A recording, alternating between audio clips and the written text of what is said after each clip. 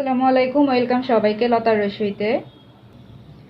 আজকে আপনাদের সাথে একটা পিৎজা রেসিপি শেয়ার করব। আমি বাসায় কিভাবে ঝটপট আমার বাচ্চাদের পিৎজা আবদার করলে কিভাবে বানিয়ে দিই সেটাই আজকে আপনাদের সাথে শেয়ার করব। কোনো স্পেশাল কিছুর প্রয়োজন পড়ে না। আজকে আপনাদের সাথে আমি বিফ পিৎজাটা শেয়ার করব। বাসায় যেহেতু এখন সবারই কম বেশি গরু মাংস আছে, তাই আজকে আমি বিফ দিয়ে করে দেখাবো। চাইলে কিন্তু কেউ চিকেন দিয়েও করতে পারেন। আমি একটা প্যানে সামান্য তেল দিয়ে নিয়েছি, কেউ চাইলে বাটার, ঘি, অলিভ অয়েল যেটা খুশি আর কি সেটা দিতে পারেন। আমি এখানে দিয়ে দিচ্ছি পেঁয়াজ।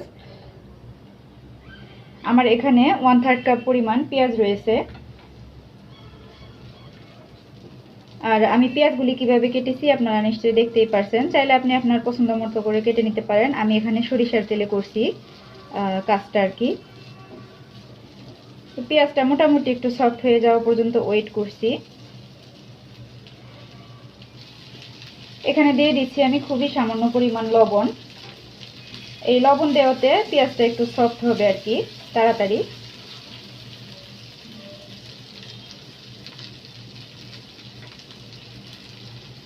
একদম ঘরে থাকা অল্প উপকরণ দিয়ে আজকে আপনাদেরকে আমি পিৎজাটা তৈরি করে দেখাবো। আর এই পর্যায়ে দিয়ে দিব আমি গাজর কুচি। গাজরগুলিকে এভাবে আমি পেঁয়াজের মতো করেই কেটে নিয়েছি। এগুলি কিন্তু আমি একদম ফুললি রান্না করব না, জাস্ট হাফ ডান করে নিব, কারণ যে সমস্ত জিনিস আমি ব্যবহার করছি সবই কিন্তু মোটামুটি কাঁচা খাওয়া যায়। তো এগুলিকে আরও 2 মিনিটের মতো রান্না করে আমি ফিরে আসছি। তো পেঁয়াজ আর গাজর কিছুক্ষণ ভেজে নেওয়ার পরে এখানে আমি অ্যাড করব ক্যাপসিকাম আর টমেটো। আপনারা যে কোনো রঙের ক্যাপসিকাম ব্যবহার করতে পারেন। আমার কাছে শুধু সবুজটা ছিল, এই জন্য আমি সবুজটা নিয়েছি, আর সেই সাথে একটু টমেটো কুচি করে দিয়েছি। টমেটোগুলিকেও আমি একইভাবে কেটে নিয়েছি। এখন একটু নেড়ে চেড়ে ভেজে নিচ্ছি।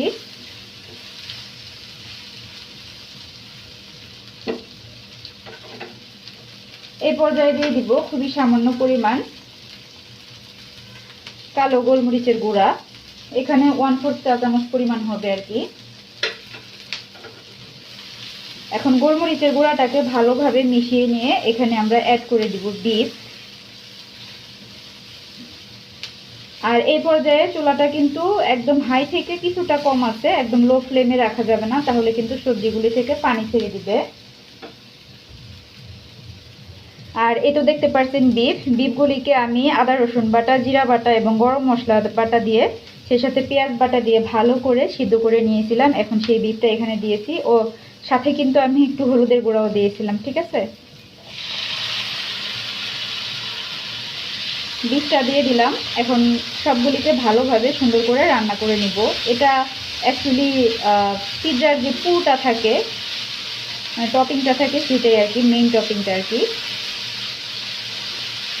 এটা খুব বেশি সময় রান্না করতে হবে না, জাস্ট এইভাবে নেড়ে চেড়ে 4 থেকে 5 মিনিটের মতো রান্না করলেই কিন্তু আমাদের এটা রেডি। আর মাংসটা সিদ্ধ করার সময় কিন্তু আমি লবণ দিয়েছিলাম, এই জন্য প্রথমে জাস্ট সবজির জন্য আমি সামান্য একটু পরিমাণ লবণ অ্যাড করেছি।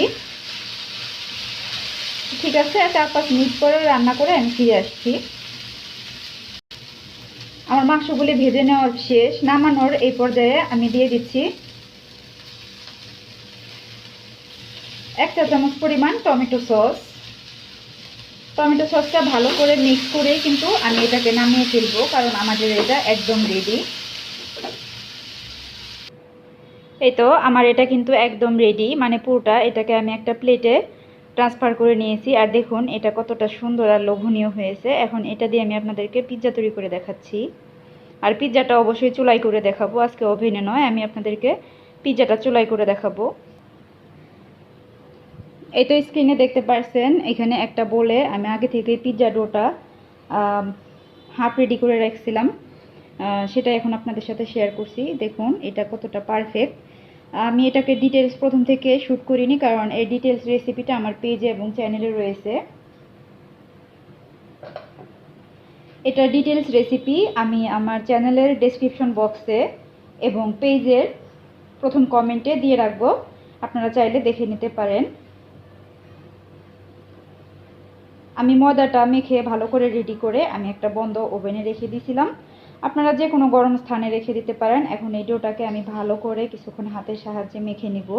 এইভাবে ভালো করে মেখে সুন্দর করে ময়ান দিয়ে নেবেন।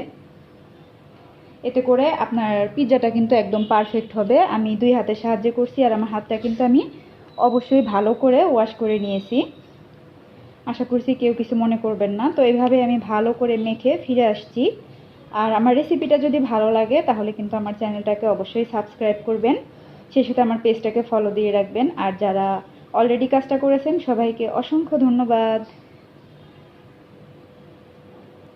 এই তো আমার কিন্তু এটা ময়ান দিয়ে নেওয়া হয়ে গেছে। আর এখানে আমি একটা পিৎজা ট্রে নিয়েছি। আপনার কাছে যদি পিৎজা ট্রে না থাকে তাহলে স্টিলের প্লেট কিন্তু আমাদের সবার ঘরে ঘরেই পাওয়া যায়, আপনি সেটাও করতে পারেন। এই যে এই জিনিসটা এইভাবে করে আপনি যদি ছোট ছোট করে এইভাবে রেখে দেন, এভাবে রেখে দিবেন 10 মিনিট, তারপরে যদি আপনি সুন্দর করে ট্রের উপরে দিয়ে নেন তাহলে কিন্তু আপনার একদম বার্গার বান হয়ে যাবে। আমি ইনশাল্লাহ বার্গার বানানো হয় যে রুটিটা দিয়ে, সেটাও আপনাদের সাথে ইনশাল্লাহ খুব শীঘ্রই শেয়ার করব। সে পর্যন্ত কিন্তু আমার সাথে থাকতে হবে। তো এইভাবে আমি গোল করে নিলাম। অনেকে এটাকে বেলে নেয়, আমি আর বেলে নিব না, আমি হাতের সাহায্যে এরকম করে স্প্রেড করে নিচ্ছি আর কি।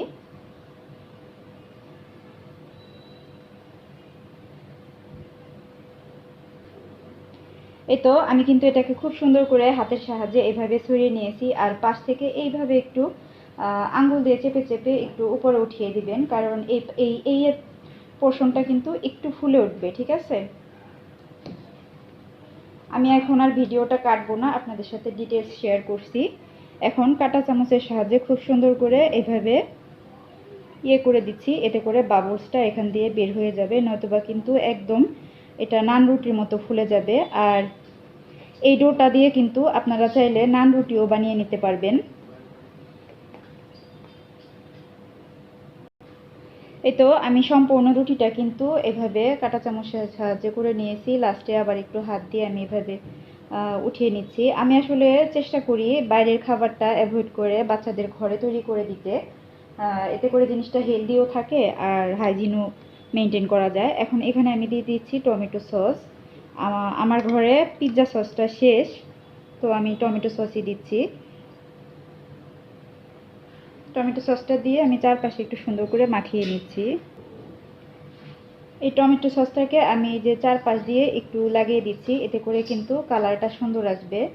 যেহেতু আমরা চুলায় করব, ওভেনে করলে কিন্তু অলরেডি কালার অটো এমনিতেই সুন্দর চলে আসে। যেহেতু আমরা চুলায় করব এটাকে, এই জন্য আর কি একটু সসটা দিয়ে দিলে আর কি দেখতে ভালো লাগে। আমি যখন এটা চুলা থেকে নামাবো আপনারা দেখলেই বুঝতে পারবেন। এই তো আমার এটা মেখে নেওয়া শেষ। এখন আমরা টপিংসগুলি অ্যাড করব।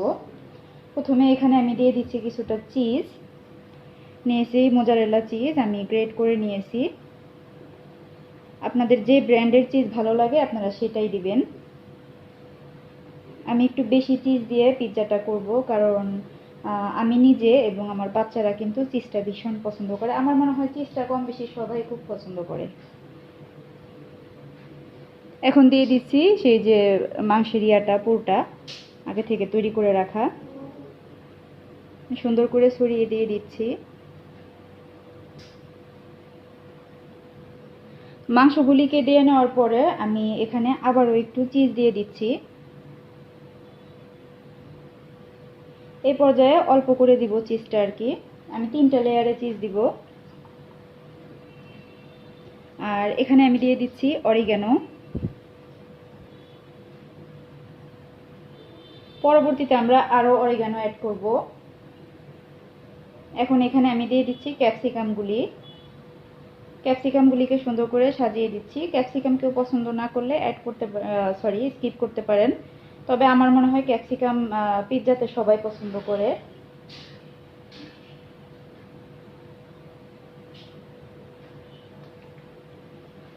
এখন আমি এখানে রিং করে নেওয়া কিছু পেঁয়াজ দিয়ে দিচ্ছি। আমার কাছে পিৎজাতে এই রিং করে দেওয়া পেঁয়াজটা খুব ভালো লাগে, এই জন্য আমি দেই।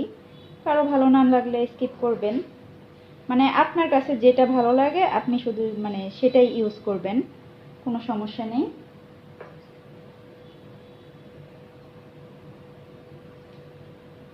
এখন দিয়ে দিচ্ছি কিছু চিলি ফ্লেক্স। ঝালটা যে যেমন পছন্দ করবেন ঠিক তেমনই দিবেন। এখন উপর থেকে দিয়ে দিচ্ছি বেশি করে চিজ, একদম যার যেরকম ভালো লাগে সেরকম চিজটা দিবেন। মনের মাধুরী মিশিয়ে এই সময় কিন্তু কার্পণ্য করা যাবে না, ঠিক আছে?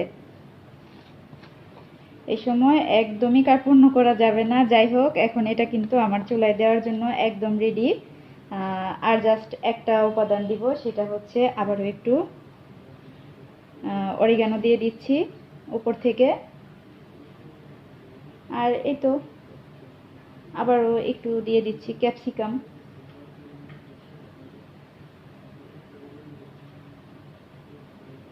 ব্যাস, আমাদের এটা কিন্তু একদম রেডি। এখন এটাকে আমি চুলায় দিয়ে দিব। দেখতে পাচ্ছেন চুলায় কিন্তু আমি অলরেডি একটা প্যান বসিয়ে দিয়েছি। আর এটাকে আমি একদম লো ফ্লেমে 10 মিনিটের মতো প্রিহিট করেছি। মানে পিৎজাটা সাজাতে আমার যতটুকু সময় লেগেছে ঠিক ততটুকু সময় এটা প্রিহিট হয়েছে। আর এই যে এটার যে একটা ছোট ছিদ্র থাকে, এটা আমি একটা কাগজ দিয়ে ঢেকে দিয়েছি। এখন পিৎজা ট্রেটা দিয়ে দিব।